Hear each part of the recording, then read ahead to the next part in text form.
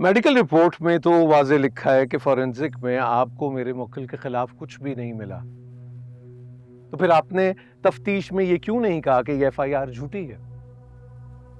मैंने जी ईमानदारी से तफ्तीश की है। सही गलत का फैसला करना अदालत का काम है।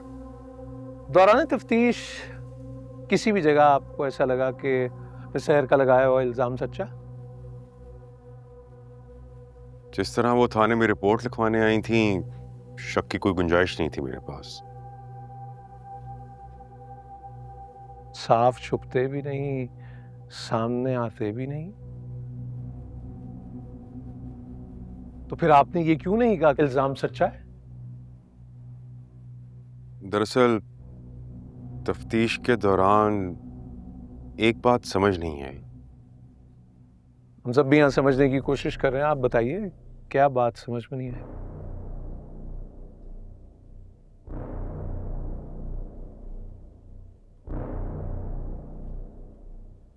यही कि एफआईआर कटाने के लिए वो 6 दिन बाद क्यों आई, इस बात की कोई ठोस वजह नहीं बनती थी। और उनका कोई गवाह भी नहीं था। जी कोई गवाह भी नहीं था, लेकिन पुलिस का काम तो अवाम को इंसाफ दिलवाना। अवाम एक फर्द का नाम नहीं है, अवाम होती नहीं है, अवाम होते हैं। तो मेरे क्लाइंट का क्या वो अवाम नहीं है? नहीं जी, वो तो बहुत बड़े बिजनेसमैन हैं। माशाअल्लाह। यानी एक शख्स अगर मेहनत करके एक कामयाब बिजनेसमैन बनता है तो उसे यह हक हासिल ही नहीं कि वो इंसाफ हासिल कर सके, उसे इंसाफ का हक छीन लेना चाहिए।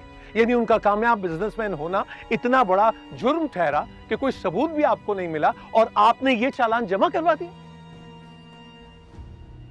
जी हुआ कुछ ऐसा ही है। पॉइंट टू बी नोटेड नीलॉट। अच्छा इंस्पेक्टर साहब, ये बताइए कि मिस सहर ने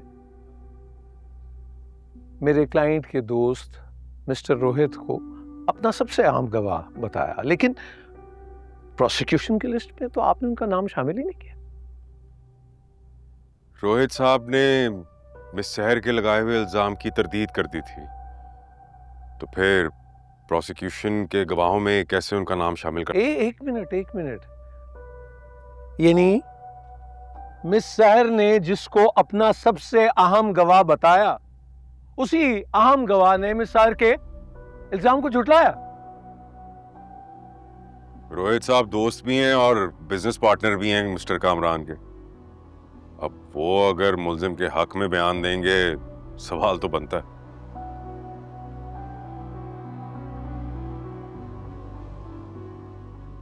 और आप तफ्तीशी हैं, आईओ हैं।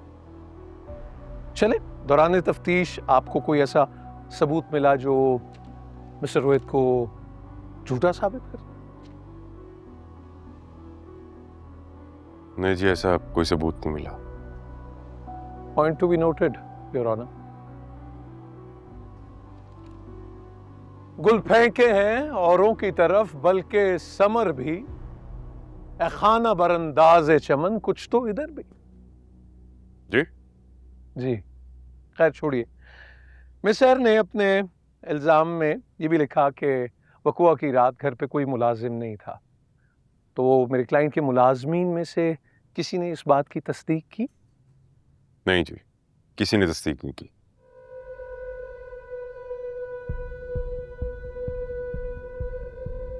इस सब के बावजूद भी आपने मेरे क्लाइंट को क्लीन चिट नहीं दी? वो मुलाजिम है मुल्जिम कामरान के, उनके हक में गवाही देंगे तो शक तो बनता था। तो इसमें ऐसी क्या बात है? वो क्या कहते हैं, हाथ कंगन को आरसी क्या, पढ़े लिखे को फारसी क्या। कौन सा दौर चल रहा है इंस्पेक्टर साहब? मोबाइल की लोकेशन से इंसान की लोकेशन का पता चल जाता है। तो आपने उनकी मोबाइल लोकेशन जानने के लिए उनका सीडीआर निकलवाया था ना? हाँ जी, निकलवाया था और सारी डिटेल्स कोर्ट में जमा करा दी। मुरीद, मकसूद, फरजाना और दिलावर मुलाजमिन के यही नाम है? जी यही नाम है। जी, आप तस्दीक करते हैं? तो फिर आप इस बात की तस्दीक भी करेंगे कि जो सीडीआर रिपोर्ट जो आपने जमा कराई उसके मुताबिक इन चारों मुलाजमीन की मोबाइल लोकेशन भी एक ही है? योर ऑनर, इसी तरह मिस्टर कामरान, मिस्टर रोहित और मिस सहर की भी वही मोबाइल लोकेशन है। यानी ये रिकॉर्ड बता रहा है कि सब लोग एक ही वक्त में एक जगह मौजूद थे और इस सब बात से मिस सहर का इल्जाम झूठा साबित होता था। लेकिन मिस्टर शफीक और उनकी टीम ने मिस सहर को फायदा पहुंचाने की कोशिश की या नहीं? वकील साहब, सीडीआर की रिपोर्ट मोबाइल टावर के लोकेशन के हिसाब से निकलती है, जिससे ये तो पता चलता है कि ये सब लोग एक इलाके में मौजूद थे, लेकिन ये बात साबित नहीं होती कि ये सब लोग मुल्जिम कामरान के घर में मौजूद थे। तो शक तो बनता था ना? शक बनता था। शक का फायदा इल्जाम लगाने वाले को नहीं, मुल्जिम को दिया जाता है। इंस्पेक्टर साहब,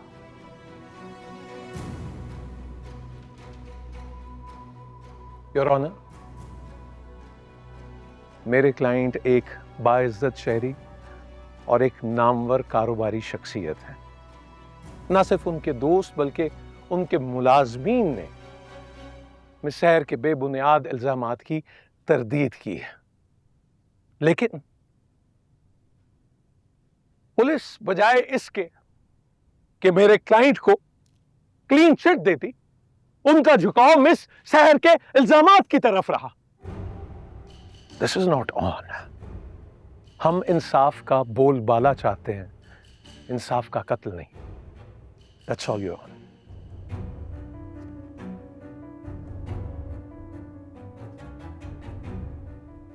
प्रोसिक्यूशन के तमाम गवाहों के बयानात और जिरा मुकम्मल हो चुकी। क्या मुल्जिम कामरान 342 का बयान रिकॉर्ड करवाने के लिए तैयार है? जी योर ऑनर, मेरे क्लाइंट कामरान हैदर बयान के लिए तैयार। ठीक है, चाय के वक्फे के बाद बयान रिकॉर्ड करते हैं। All rise.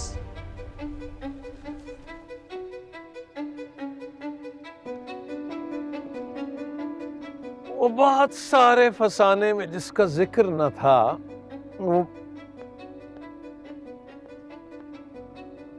बात उनको बहुत नागवार गुजरी है। Team work, team work.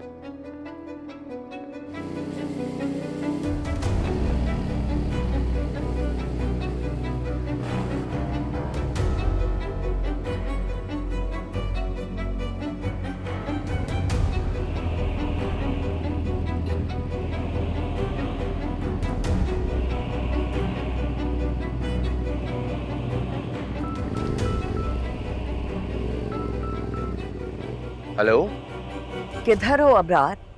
Madam मैं गांव पहुंच गया हूं मुरीद के। कुछ पता चला? जी मैं पूरी कोशिश कर रहा हूं। मैंने मुरीद के खानदान की सारी मालूमात निकाल ली हैं। मैं बस अभी उसी के घर की तरफ जा रहा हूं। क्या मालूमात बनी है? मैडम अभी तक तो ये पता चला है कि मुरीद की 2 बहनें और एक छोटा भाई है। सब माँ बाप के साथ रहते हैं एक ही घर में, और उसकी बीवी और 2 बच्चे भी हैं। कोई ऐसी इंफॉर्मेशन है जो अदालत में मेरे काम आ जाए? जी मैडम, और ये पता चला है कि मुरीद ही घर का सारा खर्चा बेचता है। इस सारी मालूमात से मुझे अदालत में कोई फायदा नहीं होगा अबरार। कुछ और बताओ।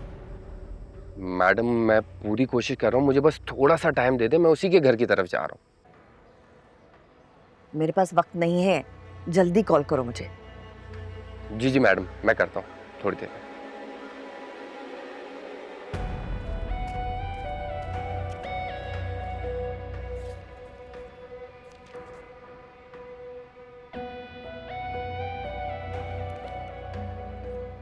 Oh, really? All good? Settled in? जी सर, सब बड़े प्रोफेशनल और अकोमोडेटिंग हैं। नहीं, by far you have the best team with you. इस साल की सेल्स वर अमेजिंग। जी सर, सहर की टीम की वजह से। Of course, सहर की टीम की वजह से।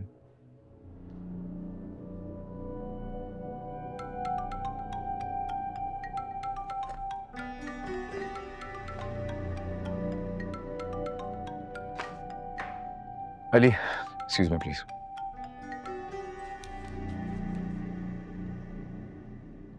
हाँ, हाँ, कहाँ है तू? ऑफिस में। और कहाँ हूँगा? क्या मतलब ऑफिस में? तू अदालत क्यों नहीं आया अभी तक यार? क्योंकि बिजी हूँ मैं। थोड़ी देर के बाद मेरा 342 का बयान है, और अगर तू नहीं आया ना, ये बात मैं सारी जिंदगी नहीं भूलूंगा। तो तूने कोर्ट में झूठ ही बोलना है ना। इस काम के लिए तुझे मेरी या किसी और की क्या जरूरत है? हो गया तंज, दे दिया थाने। अब शराफत से अदालत आ जा, वरना सारी जिंदगी ना बात करूंगा ना कोई ताल्लुक रखूंगा तुझसे। धमकी दे रहा है मुझे?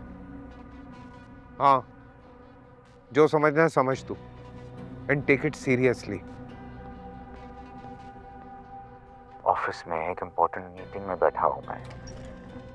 काम है ऑफिस में, किसी ने तो कंपनी चलानी है, ये बंद कर दूं कंपनी? रोहित, संभल जाएगा ऑफिस यार, तू अदालत आ बस।